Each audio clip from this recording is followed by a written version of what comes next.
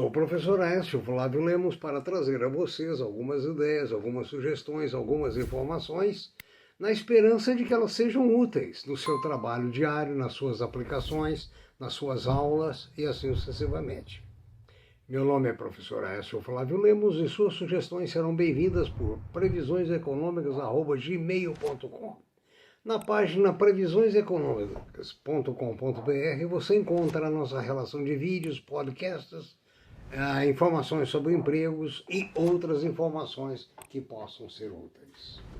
Hoje nós vamos falar de alguém muito especial.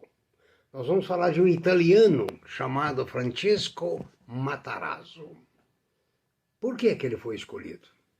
Ele foi escolhido porque ele foi um empresário resiliente, insistente, trabalhador, que mostrou que só com trabalho, dedicação, amor e um pouco de sorte se consegue êxito na vida.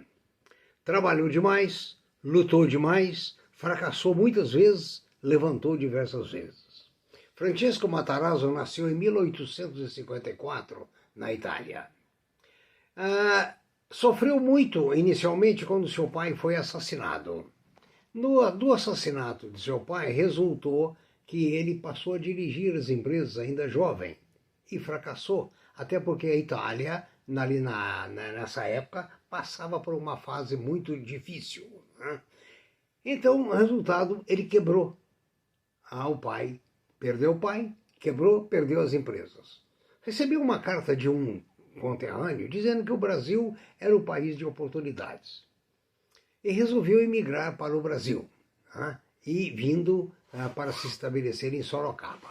Mas aí, quando ele pisa em solo brasileiro, vem o primeiro grande azar. O que foi o primeiro grande azar? Ele importou banha de porco dos Estados Unidos em barricas, com a intenção de vendê-las no mercado brasileiro. Ao descarregar no porto do Rio de Janeiro, todas as barricas caíram dentro d'água e a carga foi perdida. Francesco Matarazzo ficou novamente a zero. Mas não desanimou não. Foi ser mascate em Sorocaba.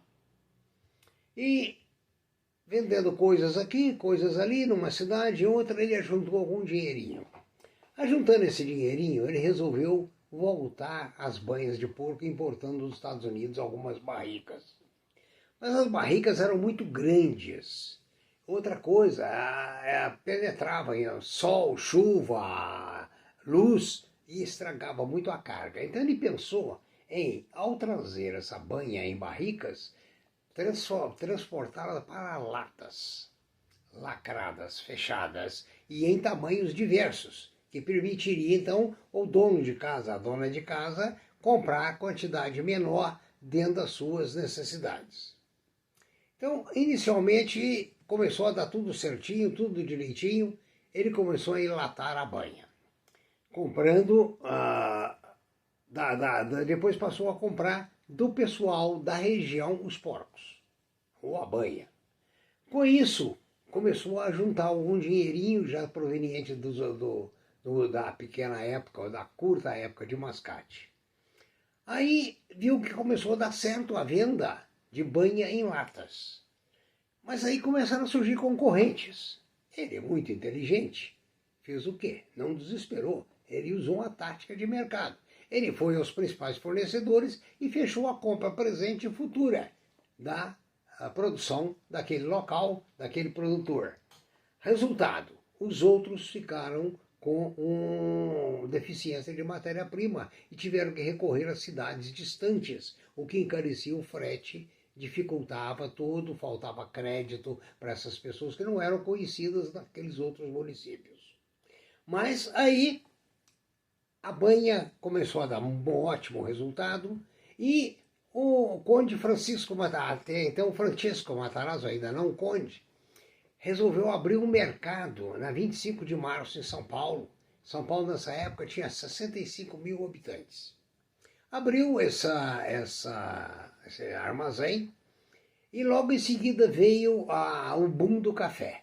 Com o boom do café passou a haver um boom de imigrantes. E os imigrantes gostavam de comprar de imigrantes para prestigiar, facilidade de idioma, querendo prestigiar as finanças do companheiro e assim sucessivamente. Então, abriu o mercado em São Paulo, em conjunto com seu irmão, né, e deixou, digamos assim, a exclusividade da banha e passou a negociar outros produtos. Né? Então, também, ao mesmo tempo, ele criou uma filial no Rio Grande do Sul para comprar porcos, para comprar banha. Né?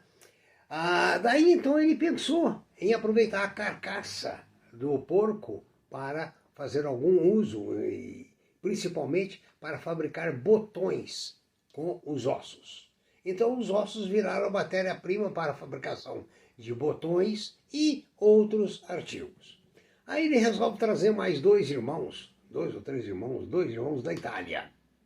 Os negócios cresciam, ele precisava da família. Né? O Porto de Santos estava sendo construído, né? Então surgia a oportunidade de exportar para outros países e também exportar por via marítima para diversos estados brasileiros, como Bahia, Pará e outros estados que ficam à costa do Oceano Atlântico. Né? Os irmãos dele não aprovaram tanto as ideias de Matarazzo. Aí ele procurou os bancos para ver se conseguia crescer. Ninguém deu crédito a ele. Né? Então resolveu vender as fábricas de banha, vendeu e chamou o irmão Andrea, junto com Francisco, que passaram a importar e distribuir farinha e outras mercadorias, principalmente farinha de trigo. Cuba e os Estados Unidos entraram em divergência. Os Estados Unidos entrou em guerra com a Espanha. A farinha escasseou. E o estoque que ele tinha, ele ganhou muito dinheiro. Foi à Argentina e estabeleceu um comércio de compra na Argentina. O transporte era difícil, era problemático e não havia acordo comercial entre o Brasil e a Argentina. Mas ele conseguiu matéria-prima e trouxe. Né? Aí, para diversificar os fornecedores, ele continuou com os Estados Unidos e com a Argentina. Então ele resolveu produzir o trigo aqui no Brasil, para fazer a farinha. Então passou a ter 3 fornecedores, o Brasil, a Argentina e os Estados Unidos. E ele produzindo a própria farinha, numa época de escassez. Então os preços ajudaram demais. Né? Daí ele foi expandindo, para ser um pouco menos longo, ele passou a produzir sabonetes, originário aí da banha, pregos, farinha, comprou uma refinaria de açúcar, uma destilaria de álcool e começou a expandir o seu império. Então suas empresas eram dirigidas onde hoje é a Prefeitura de São Paulo. Aquele prédio foi ele que construiu. Né? Ele visitava suas fábricas pelo menos uma por dia. E ele reinvestia todo o seu lucro nas suas empresas. Né? E seu sucesso, segundo ele mesmo dizia, dependia da inteligência, alguma inteligência, capacidade gerencial e muita sorte. Essas são as palavras do Francisco Matarazzo. Ou seja, vamos repetir, né?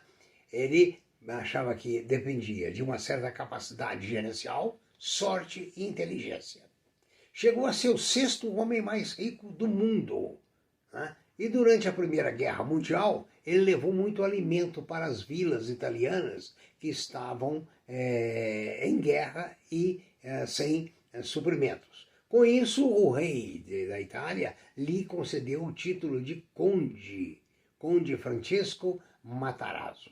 O primeiro golpe da sua vida foi quando seu filho Ermelindo Matarazzo morreu num acidente de automóvel na Itália. Ele nunca superou essa perda, que aliás eu também experimento, eu perdi uma filha e a gente nunca supera, a verdade é essa. Né? Adquiriu um terreno em Água Branca de 100 mil metros quadrados em São Paulo, onde ele concentrou todas as suas fábricas. Foi um homem ausente das questões políticas e nunca se naturalizou brasileiro. Continuou italiano a vida toda. mantinha algum vínculo com a política italiana, mas nenhum vínculo com a política brasileira. Com a idade, ele foi se retirando aos poucos dos negócios e preparou a sua sucessão através do filho Francisco, o que foi repudiado pelos irmãos. Os irmãos não aceitaram, mas Francisco dirigiu bem as empresas, porque Matarazzo faleceu aos 82 anos por insuficiência renal. No seu funeral em São Paulo, naquela época, havia 100 mil pessoas. Na época da morte, ele era o italiano mais rico do mundo e do Brasil. Ele tinha 20 bilhões de dólares. Bom, morreu, a família sucedeu, até 1969, tudo correu bem. Em 1969, o grupo entrou no primeiro declínio, com o primeiro balanço negativo.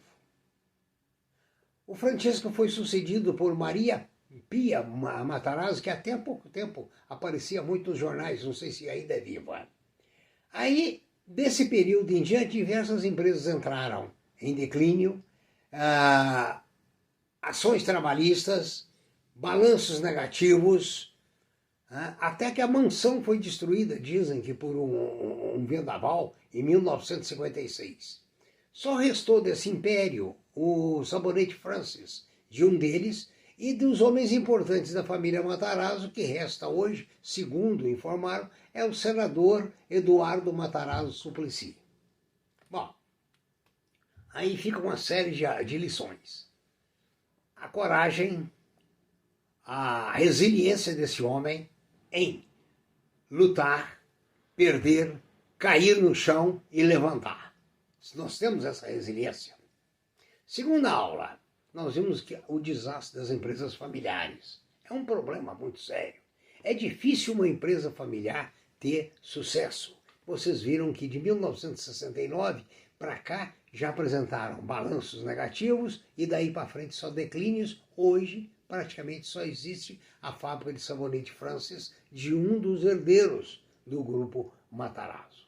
Ficou aqui uma lição, ficou uma bela aula, uma aula de resiliência, uma aula de um verdadeiro estadista empresarial, um homem de fibra que os problemas pessoais não derrubaram a sua capacidade de trabalho, lutou até o fim, mas nós vimos nas empresas familiares, um dos últimos vídeos, a dificuldade de manutenção da capacidade do fundador.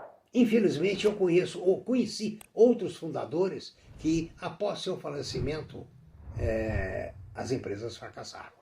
Hoje nós ficamos por aqui e no próximo vídeo darei notícias sobre diversas empresas onde você é acionista para você ver o seu posicionamento. Muito obrigado, tenha um bom trabalho e prudência.